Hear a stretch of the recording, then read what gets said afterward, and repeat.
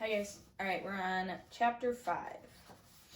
Unless you have been very, very lucky, you have undoubtedly experienced events in your life that have made you cry. So unless you have been very, very lucky, you know that a good long session of weeping can often make you feel better, even if your circumstances have not changed one bit.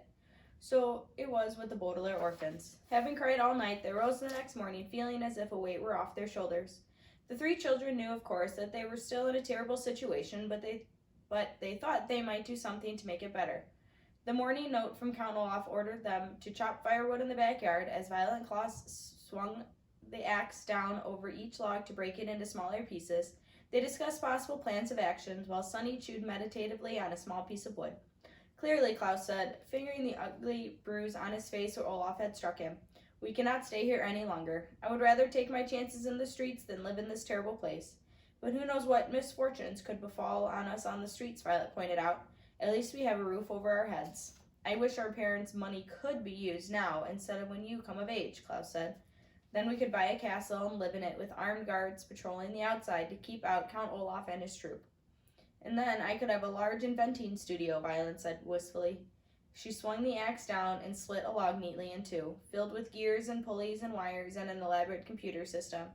And I could have a large library, Klaus said, as comfortable as Justice Strauss's, but more enormous. Gibbo, Sonny shrieked, which appeared to mean, and I could have lots of things to bite. But in the meantime, Violet said, we have to do something about our predicament. Perhaps Justice Strauss could adopt us, Klaus said. She said we were always welcome in her home, but she meant for a visit or to use her library, Violet pointed out. She didn't mean to live. Perhaps if we explained our situation to her, she would agree to adopt us, Klaus said, hopefully. But when Violet looked at him, she saw that he knew it was of no use. Adoption is an enormous decision, and it is not likely to happen impulsively. I'm sure you in your life have occasionally wished to be raised by different people than the ones who are raising you, but we know in your heart that the chances of this were very slim. I think we should go see Mr. Poe, Violet said. He told us when he dropped us here that we could contact him at the bank if we had any questions. Really don't have a question, Klaus said. We have a complaint. He was thinking of Mr. Poe walking toward them at Briny Beach with his terrible message. Even though the fire was of course not Mr. Poe's fault, Klaus was reluctant to see Mr. Poe because he was afraid of getting more bad news. I can't think of anyone else to contact, Violet said. Mr. Poe is in charge of our affairs, and I'm sure if he knew how horrid Count Olaf is, he would take us right out of here. Klaus pictured Mr. Poe arriving in his car and putting the Baudelaire orphans inside to go somewhere else, and felt a stirring of hope. Anywhere could be better than here. Okay, he said, let's get all this firewood all chopped, and then we'll go to the bank. Invigorated by their plan, the Baudelaire orphans swung their axes at amazing speed, and soon enough they were done chopping firewood and ready to go to the bank. They remembered Count Olaf saying he had a map of the city, and they looked thoroughly for it, but they couldn't find any trace of a map and decided it must be in the tower where they were forbidden to go. So without directions of any sort, the Baudelaire children set off for the city's banking district in hopes of finding Mr. Poe. After walking through the meat district and the flower district and the sculpture district, the 3 children arrived at the banking district, pausing to take a refreshing sip of water at the fountain of victorious finance. The banking district consisted of several wide streets with large marble buildings on each side of them, all banks. They first went into the trustworthy bank, and then the faithful savings and loan, and then the subservient financial services, each time inquiring for Mr. Poe. Finally, a receptionist at the subservient said she knew that Mr. Poe worked down the street at the Mortuary Money Management. The building was square and rather plain-looking, though once inside, the 3 orphans were intimidated by the hustle and bustle of the people as they raced around the large, echoey room. Finally, they asked a uniformed guard whether they had arrived at a place to speak to Mr. Poe, and he led them into a large office with many filing cabinets and no windows. Why, hello, said Mr. Poe in a puzzled tone of voice. He was sitting at a desk covered in typed papers that looked important and boring, surrounded by a small framed photograph of his wife and his 2 beastly sons, with 3 telephones with flashing lights. Please come in. Thank you, said Klaus, shaking Mr. Poe's hand. The Baudelaire youngsters sat down in 3 large, uncomfortable chairs. Mr. Poe opened his mouth to speak, but had a cough into his handkerchief before he could begin. I'm very busy today, he said, finally, so I don't have much time to chat. Next time you should call ahead of time, and you can plan on being in the neighborhood, and I will put some time aside to take you to lunch. That would be very pleasant, Violet said. But we're sorry we didn't contact you before we stopped by, but we find ourselves in an urgent situation. Count Olaf is a madman, Klaus said, getting right to the point. We cannot stay with him. He struck Klaus across the face. See his bruise? Violet said, but just as she said it, one of the telephones rang in a loud, unpleasant wail. Excuse me, Mr. Poe said, and he picked up the phone. Poe here, he said into his receiver. What? Yes, yes, yes, yes, no, yes, thank you.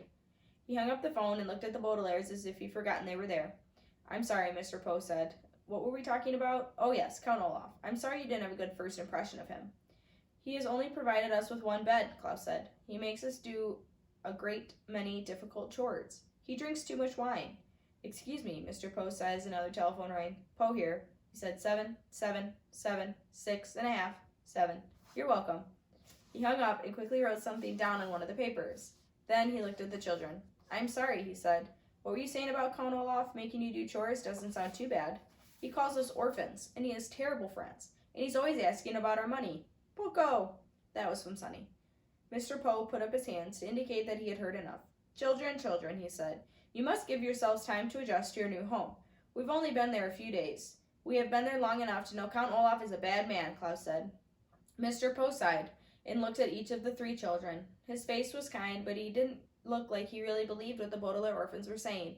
Are you familiar with the Latin term in loco parentis? He asked. Violet looked at Sonny, looked at Klaus. The biggest reader of the 3, he must most likely to know the vocabulary words and foreign phrases. Something about trains, he asked. Maybe Mr. Poe is going to take them by train to another relative. Mr. Poe shook his head. In loco parentis means acting in the role of a parent, he said. It is a legal term and it applies to Count Olaf. Now you are in his care. The Count may raise you using any methods he sees fit.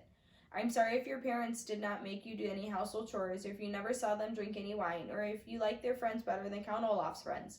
But these are things that you must get used to as Count Olaf is acting in loco parentis. Understand? But he struck my brother, Violet said. Look at his face. As Violet spoke, Mr. Poe reached into his pocket for his handkerchief and, covering his mouth, coughed many, many times into it. He coughed so loudly that Violet could not be certain he had heard her. Whatever Count Olaf has done, Mr. Poe said, glancing down at one of his papers, circling a number, he has acted in loco parentis, and there is nothing I can do about it. Your money will be well protected by myself and by the bank, but Count Olaf's parenting techniques are his own business. Now I hate to usher you out post-haste, but I have very much work to do. The children just sat there, stunned. Mr. Poe looked up and cleared his throat. Post-haste, he said, means you'll do nothing to help us, Violet finished for him. She was shaking with anger and frustration as one of the phones began ringing as she stood up and walked out of the room, followed by Klaus, who was carrying Sonny. They stalked out of the bank and stood at the street, not knowing what to do next. What shall we do next? Klaus asked sadly. Violet stared up at the sky. She wished she could invent something that could take them out of here. It's getting a bit late, she said. We might as well just go back and think of something else tomorrow. Perhaps we can stop and see Justice Strauss. But you said she wouldn't help us, Klaus said. Not for help, Violet said. For books. It is very useful when one is young to learn the difference between literally and figuratively. We know that. If something happens literally, it actually happens. If something happens figuratively, it feels like it's happening. If you are literally jumping for joy, for instance, it means you are leaping in the air because you are very happy. If you are figuratively jumping for joy, it means that you are so happy that you could jump for joy, but you're saving your energy for other matters. The Baudelaire orphans walked back to Count Olaf's neighborhood and stopped at the home of Justice Strauss, who welcomed them inside and let them choose books from the library. Violet chose several about mechanical inventions, Klaus chose several about wolves, and Sonny found a book with many pictures of teeth inside. Then they went to their room and crowded together in one bed, reading intently and happily. Figuratively, they escaped from Count Olaf in their miserable existence. They did not literally escape because they were still in his house and vulnerable to Olaf's evil and loco parentis ways. But by immersing themselves in their favorite reading topics, they felt far away from their predicament, as if they had escaped in the situation of the orphans. Figuratively escaping was not enough, of course, but at the end of the tiring, hopeless day, it would have been to do. Violet, Klaus, and Sonny read their books in the back of their minds and hoped soon their figurative escape would eventually turn into a literal one. I can't find my bookmark. There it is. Alright, guys, so that was chapter 5.